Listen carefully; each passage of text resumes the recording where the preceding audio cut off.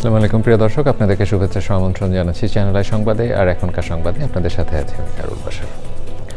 বিস্তারিত সংবাদের শুরুতেই জানিয়ে দিচ্ছি ফ্রেশ আটা ময়দা সুজি সংবাদ শিরোনামগুলো।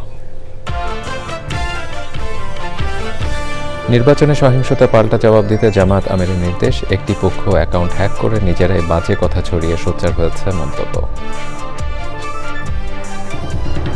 দীর্ঘ ২১ বছর পর খুলনা যাচ্ছেন বিএনপির চেয়ারম্যান তারেক রহমান। আইনশৃঙ্খলা বাহিনী নিরাপত্তা ব্যবস্থার সঙ্গে কর্মী সমর্থকদের উৎসব মুখর প্রস্তুতি।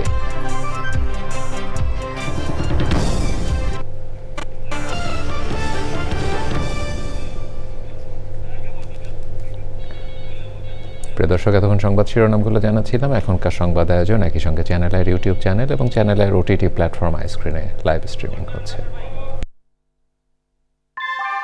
ভূমিকম্প সহনীয় মোস্ট ডিউরেবল দেশের প্রথম থার্মেক্স রড সালাম স্টিল। সালাম স্টিল বোঝে ডিউরেবিলিটি। সালাম স্টিল, মোস্ট ডিউরেবল স্টিল।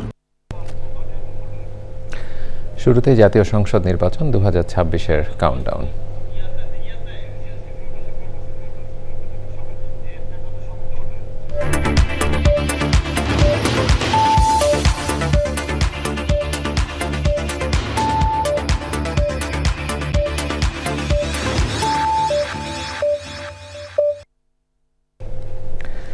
নিজ দলের ২ শতাধিক কর্মীকে যারা হত্যা করে তাদের কাছে দেশের ১৮ কোটি মানুষ নিরাপদ নয় মন্তব্য করে জামাত ইসলামের আমির ডাক্তার শফিকুর রহমান বলেছেন, জামাত কখনোই প্রতিহিংসার রাজনীতি করে না। তবে নির্বাচনে সহিংসতা হলে সমান জবাব দিতে নেতাকর্মীদের নির্দেশ দিয়েছেন তিনি। নারীদের নিরাপত্তা ও নিরাপদ কর্মস্থলেরও আশ্বাস দিয়েছেন জামাতের আমির। শেরপুর ও জামালপুরে ১১ দলীয় জোটের নির্বাচনী জনসভায় তিনি বলেন, নিরাপদ বাংলাদেশ গড়তে জেগে থাকবে ২৪-এর তারুণ্য। জামালপুর প্রতিনিধি হাফিজ রাইহানকে সঙ্গে নিয়ে সোহেল রানা ভিডিও চিত্রে আক্তার হোসেনের রিপোর্ট।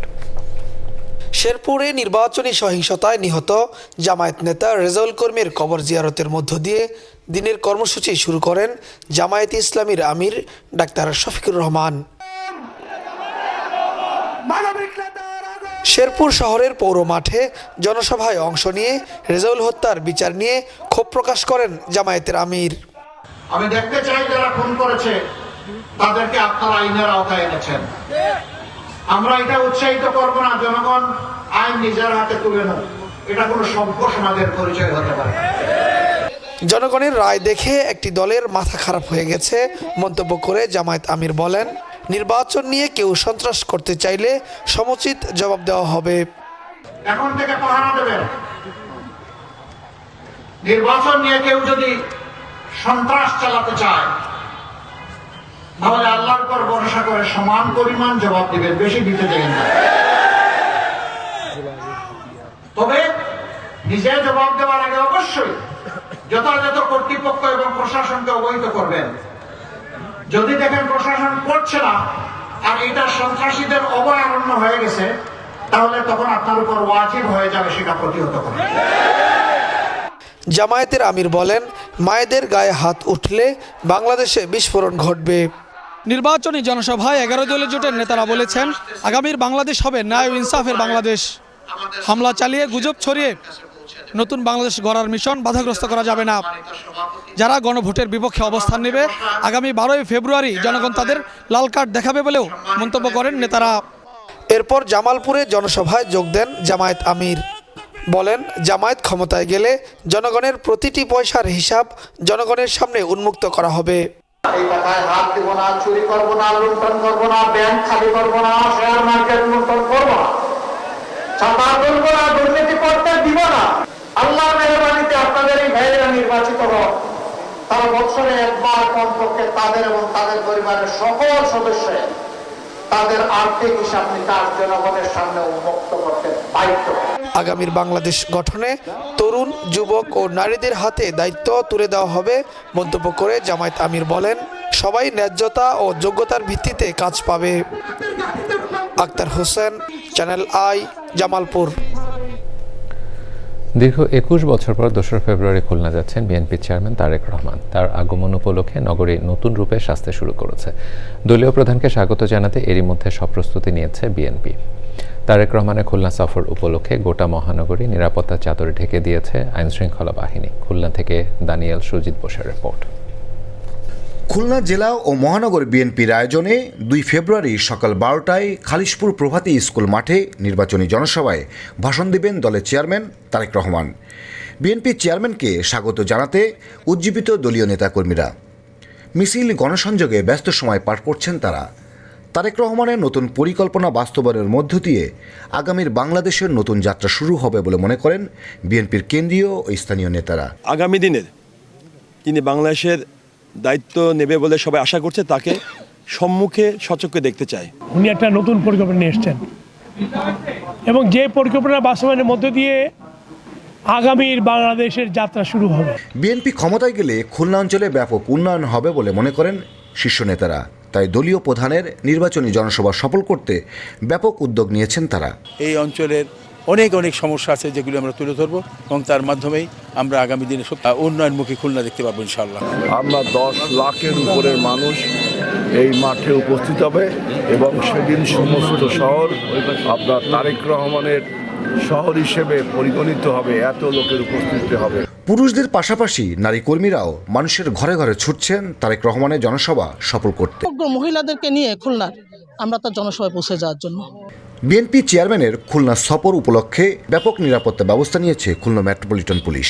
এটাকে কেন্দ্র করে আমরা যেখানে হেলিপ্যাড সেখান কেন্দ্রিক নিরাপত্তা, যে রুটটা উনি ব্যবহার করে যাবেন সেই রুটের নিরাপত্তা এবং যেটা মিটিং ভেন্যু যেটা ওনার সভাস্থল সেখানে আমরা স্টেজ কেন্দ্রিক এবং অন্যান্য সভা কেন্দ্রিক নিরাপত্তা ব্যবস্থা, পর্যাপ্ত নিরাপত্তা ব্যবস্থা খুলনা মহানগর পুলিশের তরফ থেকে গ্রহণ করা হয়েছে।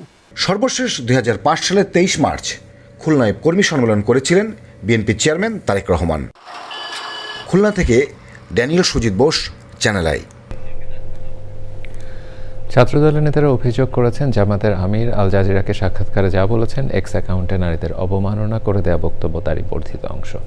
ঢাকা বিশ্ববিদ্যালয় এলাকায় ছাত্রদলের প্রতিবাদ ও বিক্ষোভ মিছিল শেষে ছাত্রদল নেতারা বলেন, নারীদের কাছে ক্ষমা না চাইলে বৃহৎ কর্মসূচি দেয়া হবে। রিয়াজ ইসলামের রিপোর্ট। জামায়াতে ইসলামের আমির ডাক্তার শফিকুর রহমানের এক্স অ্যাকাউন্ট থেকে নারীদের নিয়ে পোস্টকে আপত্তিকর উল্লেখ করে ঢাকা বিশ্ববিদ্যালয় এলাকায় বিক্ষোভ মিছিল করে ছাত্রদল। মিছিল নিয়ে মধুর ক্যান্টিন থেকে শুরু করে টিএসসি হয়ে বিশ্ববিদ্যালয়ের বিভিন্ন পয়েন্ট প্রদক্ষিণ করেন ছাত্রদলের নেতাকর্মীরা। পরে অপরাজেয় বাংলার পাদদেশে বক্তব্য রাখেন ছাত্রদলের কেন্দ্রীয় নেতারা। বলেন, নারীদের নিয়ে জামাত আমিরের যে ধরনের স্ট্যাটাস দিয়েছেন তা জামাতের দৃষ্টিভঙ্গিরই প্রতিফলন। অবশ্যই এই নারীদের কাছে ক্ষমা চাইতে হবে। যদি ক্ষমা না চান তাহলে আমরা আবারও বৃহত্তর কোনো কর্মসূচি দিতে বাধ্য হব। আপনি যতই সংবাদ সম্মেলন করে এই 12 ঘন্টা পরে বলেন না যে পাসওয়ার্ড চেঞ্জ হয়েছে, সেটি এই ছাত্র সমাজ জানে। নারীদের অবমাননার জন্য জামাত আমিরকে প্রকাশ্যে ক্ষমা চাওয়ার আহ্বান জানান ছাত্রদল নেতারা। তিনি যে বক্তব্য দিয়েছেন সেই বক্তব্য কোনোভাবে আমরা মনে করি এটি কোনোভাবে ওনার আইডি হ্যাক হওয়া কোনো বক্তব্য নয়, বরং আমরা পুনরায় বলছি যে আল জাজিরাতে তিনি যে বক্তব্য দিয়েছেন সেই বক্তব্যের এক্সটেন্ড ভার্সনে তিনি তার সামাজিক যোগাযোগ মাধ্যমে অ্যাক্সেস দিয়ে তিনি তার অবস্থান তিনি পরিষ্কার করেছেন। ছাত্রদল নেতারা বলেন, জামাত আমিরের বক্তব্যের কারণে তাকে নির্বাচনে চতুর্থবারের মতো মানুষ প্রত্যাখ্যান করবে। রিয়াজ ইসলাম, চ্যানেল আই, ঢাকা।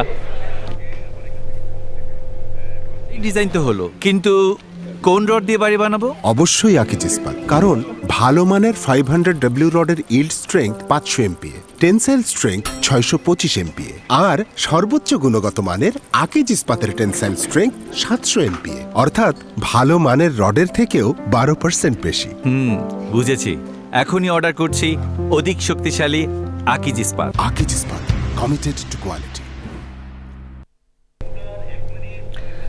মেছো বিড়াল সহ অন্যান্য বন্যপ্রাণী সংরক্ষণে উচ্চতর গবেষণা, সমন্বিত উদ্যোগ ও আইনের কঠোর প্রয়োগের পাশাপাশি জাতীয় বাজেটে এই খাতে বরাদ্দ বৃদ্ধির বিকল্প নেই বলে মত দিয়েছেন বিশেষজ্ঞরা। অন্যান্য দেশের পাশাপাশি দেশেও যখন পালিত হচ্ছে বিশ্ব মেছো বিড়াল দিবস, তখন পরিবেশ প্রতিবেশ তথা নিজেদের অস্তিত্ব রক্ষায় বন্যপ্রাণী সংরক্ষণ ও বিপন্ন বাস্তুতন্ত্র পুনরুদ্ধারে বাধ্যবাধকতা উঠে এসেছে পরিবেশবিদ ও নীতি নির্ধারণী পর্যায়ে। মোশাহেদ রনির রিপোর্ট। আবহমান বাংলার বিল, গ্রামীণ ঝোপঝাড়, অগভীর জলাভূমি ও পাহাড়ি ছড়ায় দেখা মিলে মেছো বিড়ালের। পরিবেশ প্রতিবেশের ভারসাম্য রক্ষায় প্রাণীটির অসামান্য অবদান থাকলেও বাসস্থান সংকোচন ও মানুষের অসচেতনতায় প্রকৃতিতে বিপন্ন অবস্থায় প্রাণীটি। আকারে গৃহপালিত বিড়ালের চেয়ে কিছুটা বড় এই প্রাণী মেছো বাঘ নামে পরিচিতির কারণে আরও বেশি অস্তিত্ব সংকটে। গবেষণা বলছে সাম্প্রতিক বছরগুলোর সচেতনতামূলক কর্মকাণ্ডে সহনশীলতা বৃদ্ধির পাশাপাশি মানুষ ও মেছো বিড়াল দ্বন্দ্ব যেমন কমেছে, তেমনি বেড়েছে আইন প্রয়োগ। মেছো বিড়াল যখন আন্তর্জাতিক প্রকৃতি সংরক্ষণ সংস্থাগুলোর সংগঠন IUCN-এর লাল তালিকায়, তখন মেছো বিড়াল সংরক্ষণকে জলাভূমি সংরক্ষণ, মানুষ বন্যপ্রাণীর দ্বন্দ্ব ব্যবস্থাপনা এবং জীববৈচিত্র্য রক্ষার সঙ্গে সমন্বিতভাবে দেখছে সরকার।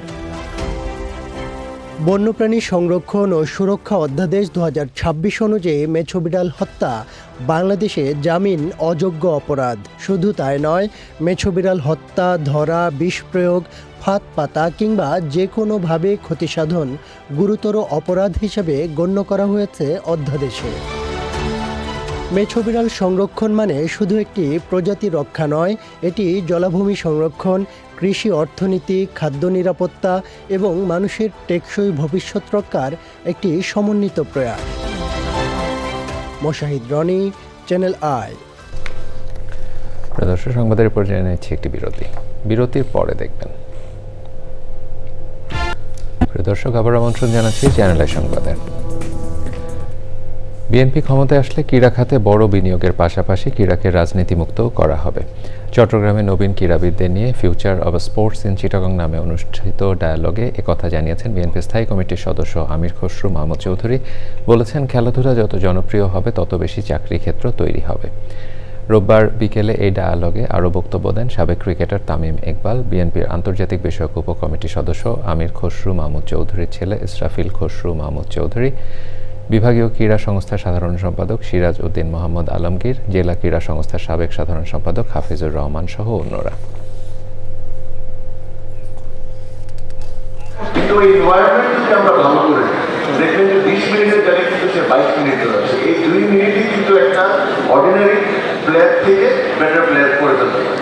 তো এই জিনিসটা আমি আপনাদের কাছে রিকোয়েস্ট করবো যে আল্লাহ যদি আপনাদের কোনো সুযোগ দেয়, এই জিনিসগুলো আমাদের স্পোর্টসম্যানদের জন্য আপনাদের করে দিতে হবে, যে এনভায়রনমেন্ট ক্রিয়েট করে দিতে হবে যেখানে আমাদের ছেলে মেয়ে সবাই চায় ওই পরিশ্রমটা করে বাংলাদেশের জন্য নাম করে আর প্রতিরঙ্গের জন্য নাম।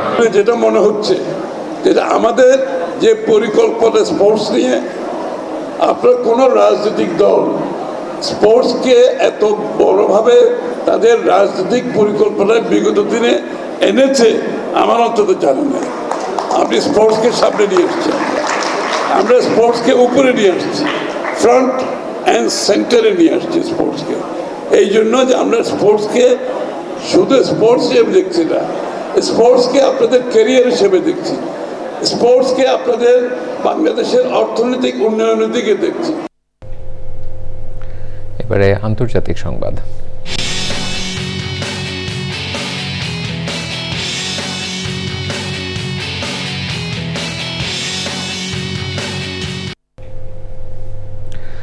ইরানের সাথে যুক্তরাষ্ট্রের আলোচনা চলছে বলে জানিয়েছেন দেশটির প্রেসিডেন্ট ডোনাল্ড ট্রাম্প। তার আশা, আলোচনার মাধ্যমে ইরান পারমাণবিক অস্ত্র বর্জনে রাজি হবে।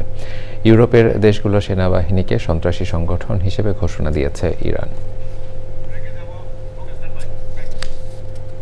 সংবাদে আবারও নিচ্ছে একটি বিরতির পরে দেখবেন। দর্শক, আবার আমন্ত্রণ জানাচ্ছি চ্যানেল আই সংবাদে। নিরপেক্ষ নির্বাচনে সরকার কোনো আপোষ করবে না বলে জানিয়েছে নির্বাচন কমিশনের অবসরপ্রাপ্ত brigadier general Abul Fazal Mohammad Sanaullah. Barishal circuit house সভাকক্ষে জেলার আইনশৃঙ্খলা রক্ষাকারী বাহিনী ভিজিলেন্স অবজারভেশন টিমের সভায় তিনি বলেন, কমিশনের কাছে সকল প্রার্থী সমান। যদি কেউ পক্ষপাতিত্ব করে আর প্রমাণ মিললে নির্বাচন কমিশন কঠোর হতে বাধ্য হবে। তিনি বলেন, নিরাপত্তার প্রশ্নে নির্বাচন কমিশন শক্ত অবস্থান নিয়েছে। সভায় রিটার্নিং কর্মকর্তা খায়রুল আলম সুমনের সভাপতিত্বে উপস্থিত ছিলেন পুলিশ সুপার, অতিরিক্ত পুলিশ কমিশনার সহ প্রশাসনের ঊর্ধ্বতন কর্মকর্তারা। ব্যক্তি নাগরিক হিসেবে ভোট দেওয়ার মধ্যেই সীমাবদ্ধ, আর কোথাও নয়। আমি যখন পেশাদারের দায়িত্ব পালন করছি, শতকরা 100% নিরপেক্ষতাকে কাজ করতে হবে। আমাদের কাছে কোনো বড় দল, ছোট দল, হেভিওয়েট প্রার্থী, লাইট ওয়েট প্রার্থী নাই, সবাই সমান। বিএনপি মহাসচিব ও ঠাকুরগাঁও 1 আসনের প্রার্থী মির্জা ফখরুল ইসলাম আলমগীর বলেছেন, বিগত সময়ে নির্বাচন নিয়ে নানা ষড়যন্ত্র হয়েছে, তবে এবারের নির্বাচন কেউ বন্ধ বা বানচাল করতে পারবে না। ঠাকুরগাঁও সদর উপজেলার মোহাম্মদপুর ইউনিয়নের কাজীপাড়া ঈদগাহ ময়দান ও মাস্টারপাড়া মাদ্রাসা মাঠে নির্বাচনী প্রচারের অংশ হিসেবে পথসভায় এসব কথা বলেন মির্জা ফখরুল ইসলাম আলমগীর। নিজ দল ও শেখ হাসিনা সম্পর্কে তিনি বলেন, এরকম নেতা তারা চান না যে অসংখ্য নেতাকর্মী ছেড়ে পালিয়ে যায়। আমরা কোনো চোর ছাত্র ডাকাতের দল করি না, আমরা ন্যায় মানুষ, ন্যায় পরায়ণ শহীদ এবং দেশনেত্রী বেগম খালেদা জিয়া দল করি। কিছু লোক থাকবে দুষ্টামি করি, কিন্তু আমি মনে করি না এইবারকার নির্বাচন কেউ বন্ধ করতে পারবে। দেশের মানুষ জাগে গেছে যে ভোট আমরা দিব না। পাহারা রাখবেন যেন আমাদের হিন্দু, মুসলমান, বৌদ্ধ, খ্রিস্টান সব ভাইরাই যেন ভোট দিতে পারে। এবারে খেলার খবর।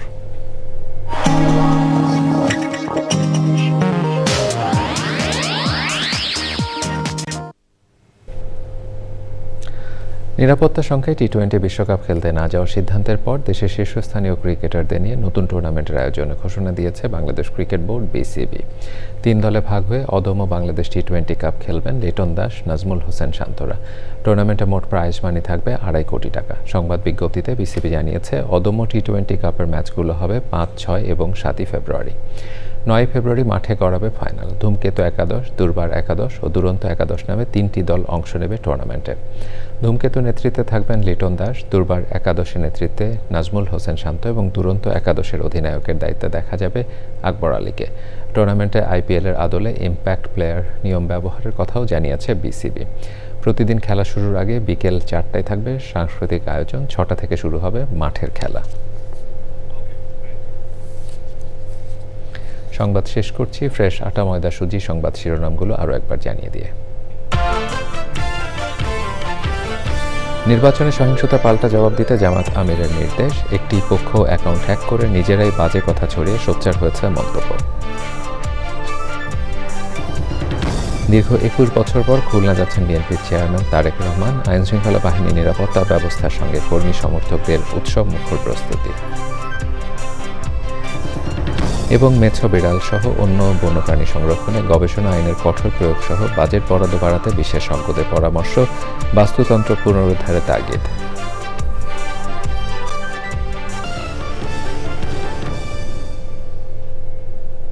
প্রিয় দর্শক, এতক্ষণ চ্যানেলের সংবাদের সাথে থাকার জন্য সকলকে ধন্যবাদ জানিয়ে বিদায় নিচ্ছি। শুভেচ্ছা।